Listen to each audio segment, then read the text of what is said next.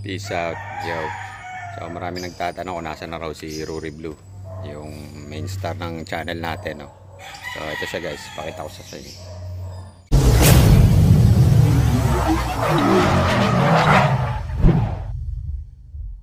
Dito pa rin siya. Bale, nilabas ko lang sa garahe. Ayan. So hindi pwedeng mawala to kasi dito nag-umpisa ang ating channel, no? So ito siya guys, nilabas ko lang sa garahe kasi nilinis ko.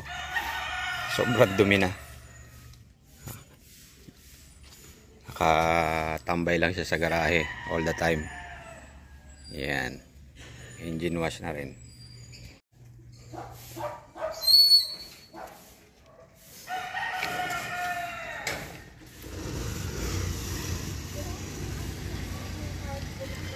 So for today's video guys, ito i-restore ko lang tong or i-refresh ko tong manubela, tong Momo steering wheel natin, yung leather nya.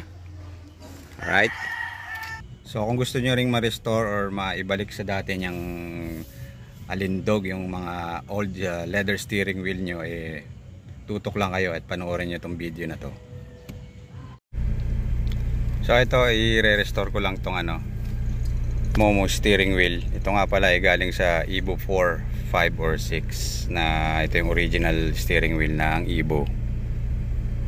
Alright. So may mga imperfection na siya. Yan. Yan. Especially dito sa top part kasi ito yung exposed sa sunlight, direct sunlight. So yan. And yan, may mga gas paikot.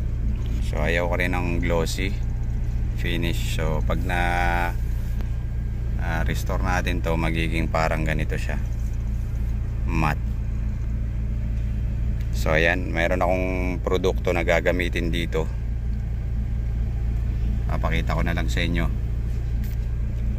First of all, syempre tatanggalin natin yung steering wheel para makapag trabaho tayo ng maayos. Mas maganda pag naka tawag doon, dismantle or wala dito, hindi nakakabit. So ganda sa table para paikot, pantay yung natin pagkulay or pag restore. Alright, so tanggalin na natin. So sa pagtanggal nito may dalawang screw dyan, ayan, isa dito and meron dito sa kabila. Ayan, para mabaklas natin tong airbag housing nya. So gamit lang tayo ng Phillips. Ayan. Hindi naman masyadong mahigpit yan, saglit lang yan. Ayan. Ayan, maganda yung Phillips natin, magnetized by magnet.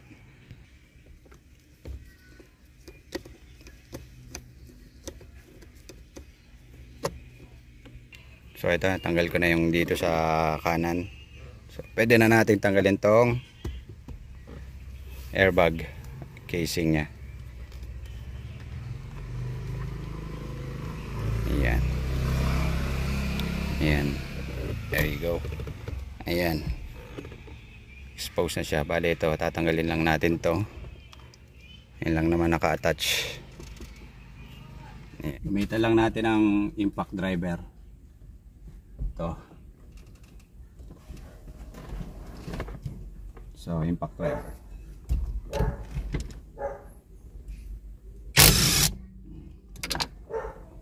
Tanggal. Saglit lang.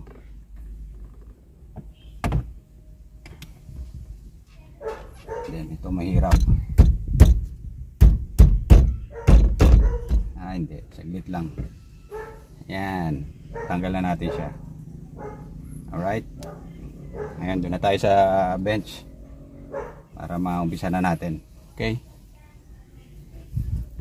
So ito yung condition ng steering wheel natin, no. Ayan. Okay pa naman siya.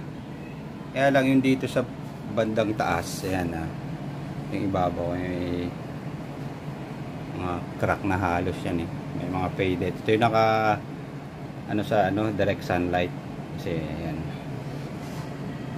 So ayan. presentable naman siya, pero i-restore ko na din kasi ayoko ng glossy. Ayan, glossy siya. Gusto ko yung medyo matte. So ito try nating i-restore to ngayon. Alright, papakita ko sa inyo kung ano yung gagamitin kong product para mag-restore ng leather steering wheel.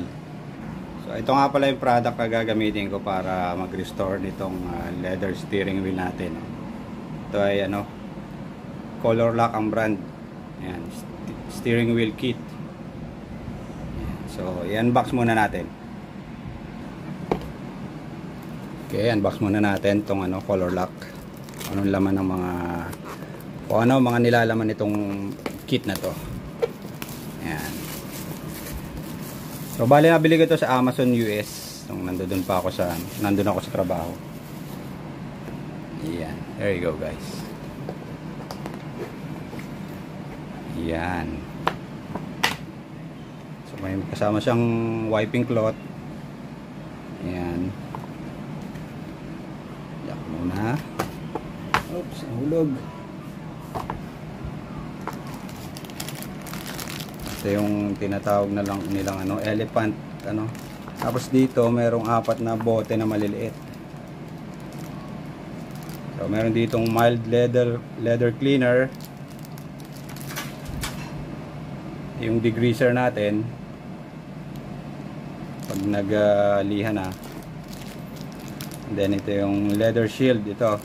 Leather shield, tapos ito na yung elephant fat nila. And then ito na yung leather fresh. So ito yung pangkulay, yung kulay teal. Ayan. Kasamang sponges. Ito yung parang liha. Then another cleaning cloth. Ayan, dalawa. Tapos mayroong gloves to, disposable. So yung pag-re-restore natin is step by step. So nakalinya na lahat yung gagamitin ko. Ito yung mild cleaner, degreaser, ito yung leather fresh, ito yung pangkulay, and then ito yung leather shield, and then ito yung elephant leather preserver. Yan, yung para siyang paste. Sa huli na yan, panghuli na siya. So ayan. Alright, sana natin. Let's go. First step, linisan muna natin yung manibela natin ng mild cleaner. Ayan. So, shake lang natin. Ayan. Para siyang may medyo parang amoy sabon siya. Ito yung panlinis niya. Ayan. Diba? Ayan. Kita nyo parang bumubula. Parang sabon lang siya.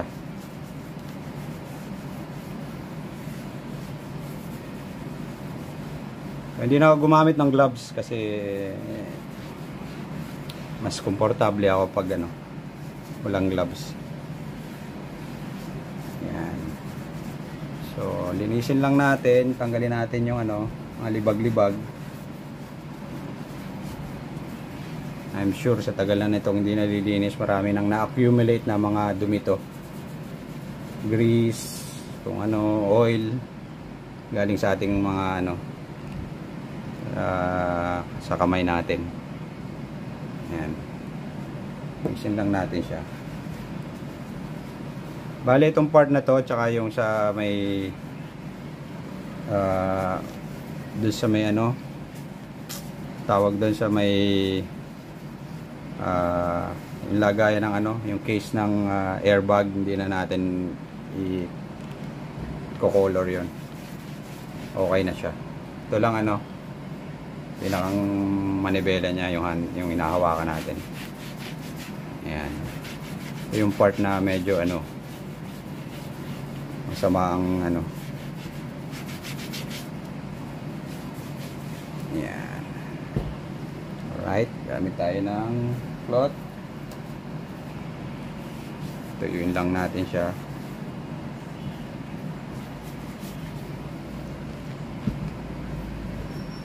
So, make sure lang natin na wala na masyadong ano, yung wala nang dumi. or oil or mga kung ano-ano. Yan.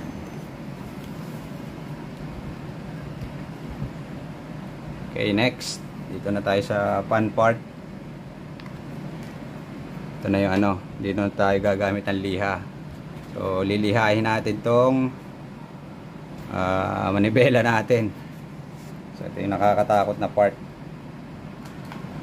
Tingnan natin kung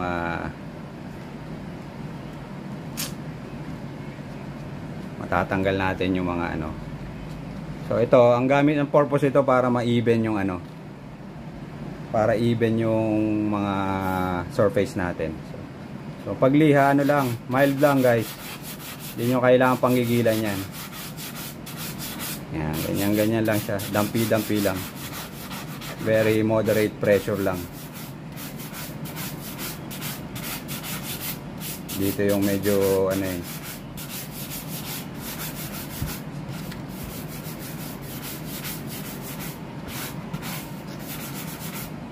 Yan, lihain lang natin siya. So nagiba na yung kulay niya.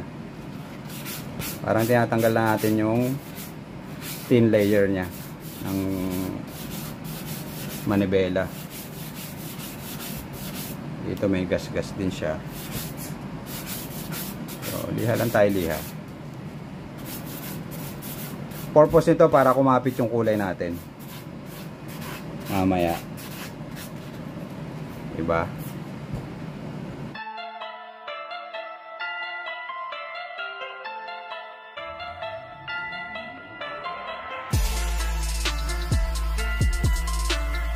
Ito na itsura niya after nating lihain yung ano, surface niya. Ayan. Ito yung medyo yung may tama na ano, sa direct sunlight. Tapos yung may mga ibang part na may mga gas-gas. Ayan. Makikita nyo. Ayan. Ito pa, mga gas-gas. So sa ano na tayo? Step 3. Step 3, gamit tayo ng degreaser. Ito. Right? Let's go. Ito lang natin ilagay sa basahan. Tagalin natin yung pinaglihahan natin. May mga parang powder dyan. Ano.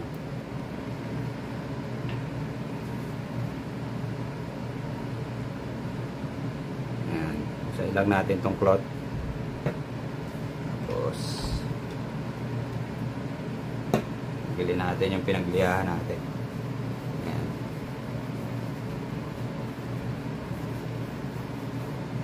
Nyo?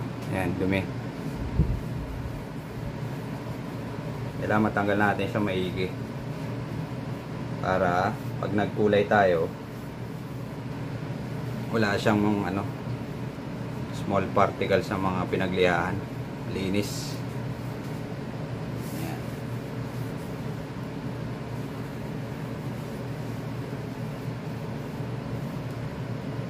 First time ko lang gagamitin tong produkto na to, no? Susubukan lang natin.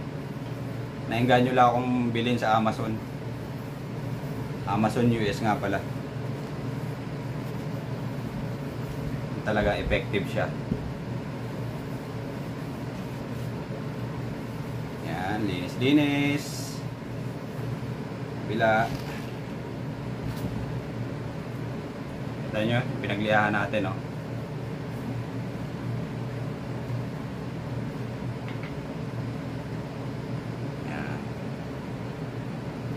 Ganyan lang yan. So importante masunod natin yung step by step procedure para hindi tayo sumablay. Yan.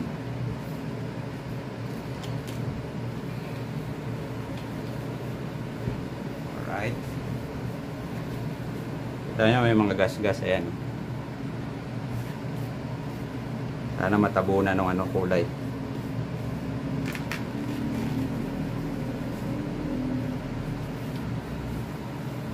Alright.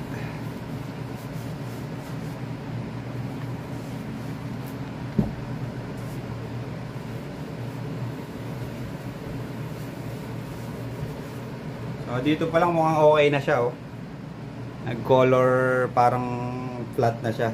Hindi na siya glossy. Di ba? Yan. Pero syempre, nag-restore pa tayo kung hindi natin kukulayan ng bago, di ba?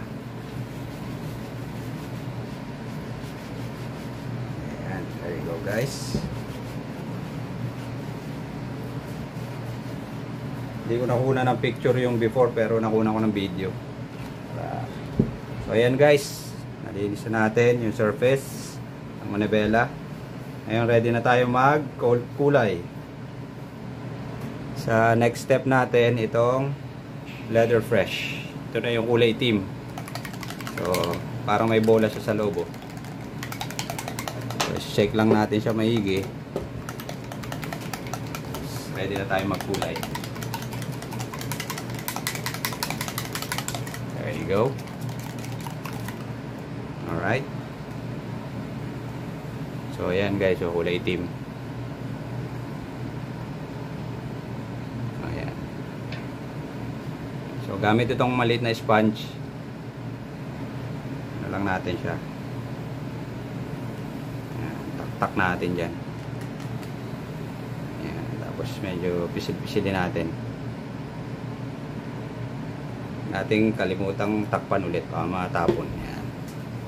So pagkulay guys, nahin ko na itong taas yung pinaka ano niya, yung sirang part yan. Kita nyo nung liha ko, parang naglaho na siya eh. Ngayon kukulayan na natin siya. So ito, yan. Yung pagkulay parang ano lang, ganyan lang, dampi-dampi. Yan.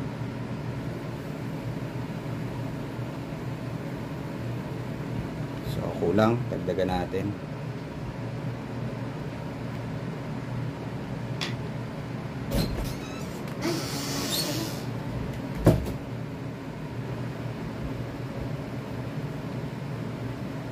Yan.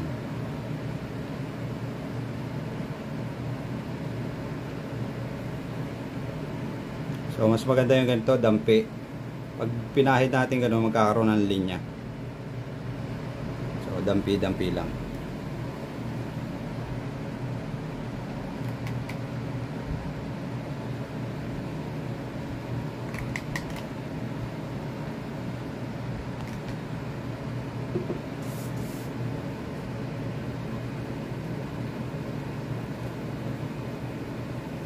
There you go.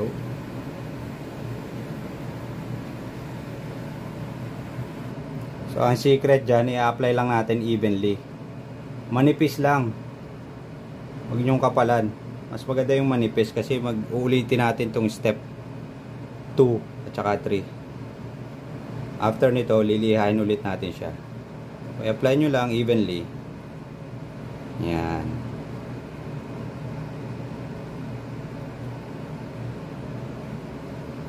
Yan guys. So.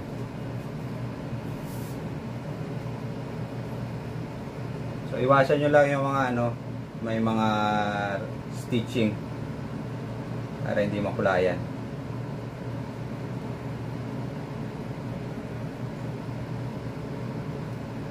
There you go.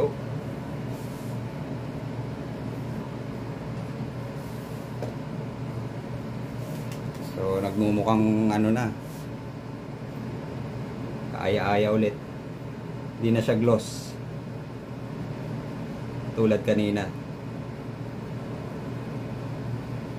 Ngayon natakpan na yung ano, kita nyo, hindi na halata yung sirang part na ano, yung crack. Although meron pa siya konti, pero medyo malalim na yata siya. Pero at least yung kulay naging pantay na siya, hindi na siya mukhang ano, luma. Alright, so continue lang natin hanggang sa makover natin lahat.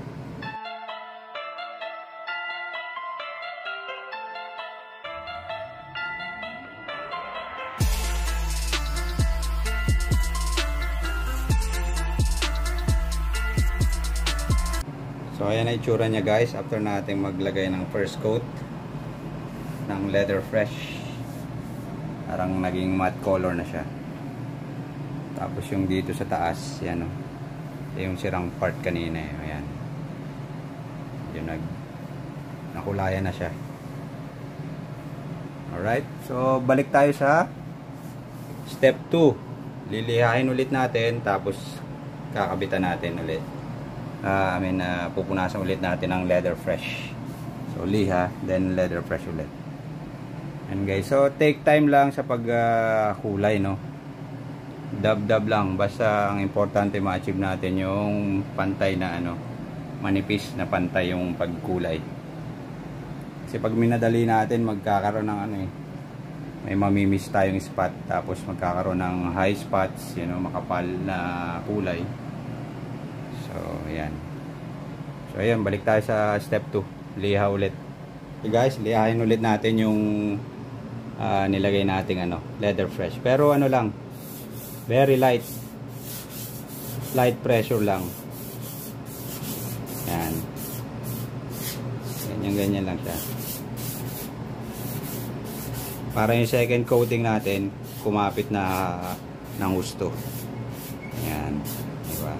Yan, medyo lumabas ulit yung yung damage sa may ibabaw. Kaya importante light lang. At least meron na tayong pondo umaga sa second coating ng kasunod natin.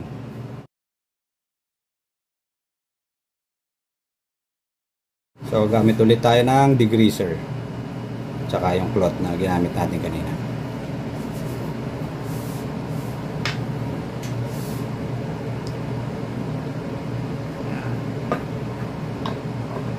Importanteng malinis ulit natin yung pinaglihahan natin. Yan. Diba?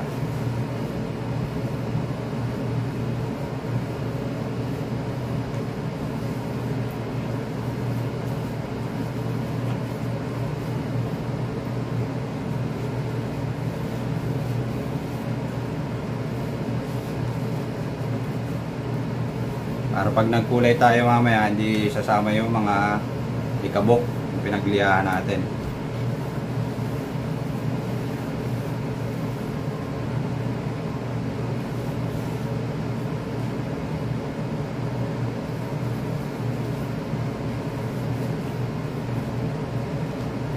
Alright. So, mukhang effective naman yung color lock. Ang maganda siyang produkto. Ayan, linis na. So, balik tayo sa step 3, yung paglagay ng leather fresh.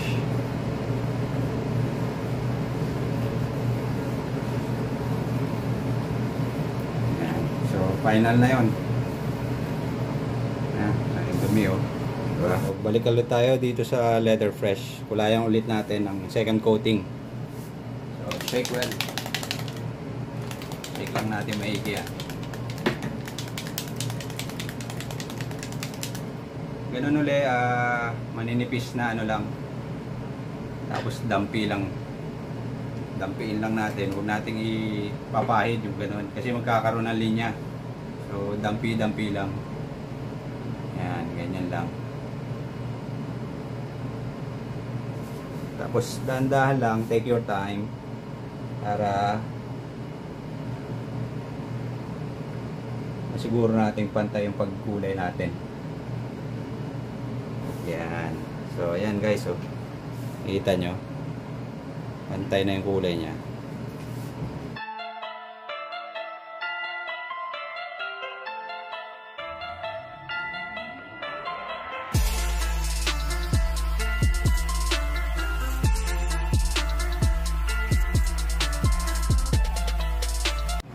So, eto na siya ngayon guys. After ng 2 coatings. So, i-cure ko lang siya ng 1 hour. Papatuyuin ko lang to. So, bibilad ko na sa araw. May pwedeng gumamit ng hair dryer, pero bibilad ko na sa araw para mabilis. Para natural yung pag-dry niya. Ayan siya guys, pantay na yung kulay niya. Ito yung may damage part, parang naglaho na siya, di ba? Ayan. Pero may konting crack pa siya kung mapapansin nyo. Yan. Pero yung kulay pantay na. Yan. So yan ang gusto kong yung maganda yung color lock, siya, natural natural yung kulay niya, hindi siya glossy, hindi siya parang alam niyo yung sa ano, sa sapatos, pang shine ng sapatos, hindi siya ganun. Parang bumalik sa natural color yung leather natin. Yan. So, ibibilad ko lang to, tapos proceed na tayo sa panglimang step natin, yung ito. Yung ano, leather shield na. So, yung leather shield, ito yung pinakang protection ng ano, parang sealant nung leather press nitong kulay. Para hindi siya kaagad mag-fade. So, after natin siya mapatuyo, apply na natin siya ng leather shield. Ito yung magiging protection ng paint niya. Alright, parang sealant. So, meron tayong sponge again.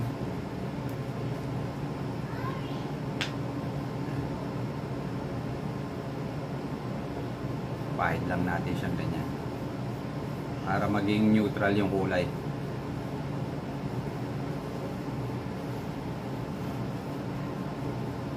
Yan. Mabango siya guys.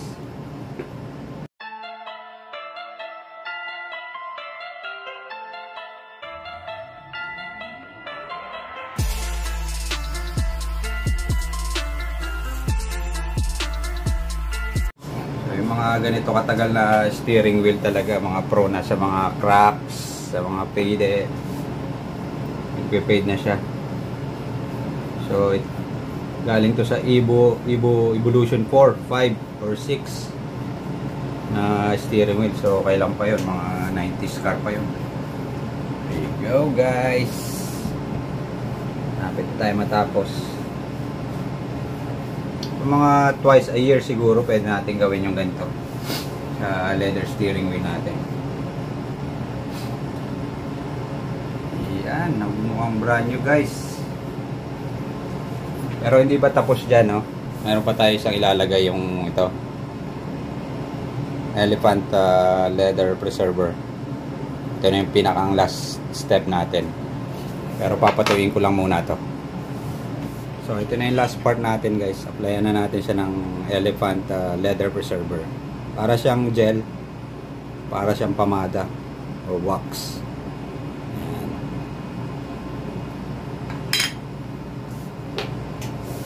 Rarab lang natin sa steering wheel, tapos mamassage lang natin siya. Parang UV protectant na rin siya. Ito na yung ano, manipis na ano lang, layer guys. Hindi nyo kailangang lagyan ng makapal.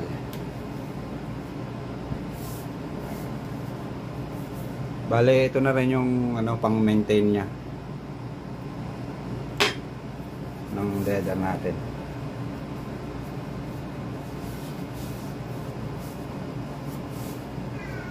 Looking good, looking brand new again. Pwede na ibalik to sa DSR natin. There you go. Na siya guys. Kita nyo yan. Ayan.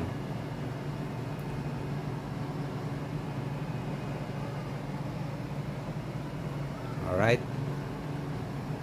So, para sa akin effective tong ano, color lock. Balik na natin sa GSR. So, ang dami pa niyang natira, oh. Ilang gamitan pa to, mga ilang steering wheel pang ma-re-restore nito. So, ayan. Approved color lock steering wheel kit. Ayos to. So, ayan, oh. Ito niyo yan, guys. Looking good, man. There you go. So, tara, kabit na. Ito yung ano, hindi na halata yung kaninang may tama dito sa taas. So ayan. Alright, nice. Yan na ang steering wheel, oh.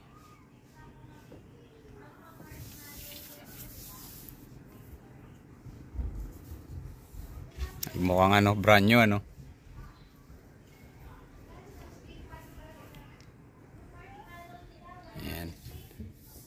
Pantay na yung kulay.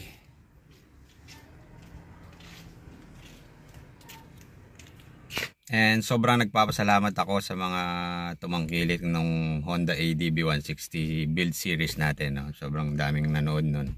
So, maraming salamat sa inyo. So kung nagustuhan nyo tong video na to at meron kayong natutunan kahit konti, don't forget to like this video and smash that subscribe button. Alright? I'll see you out and about. Ciao for now.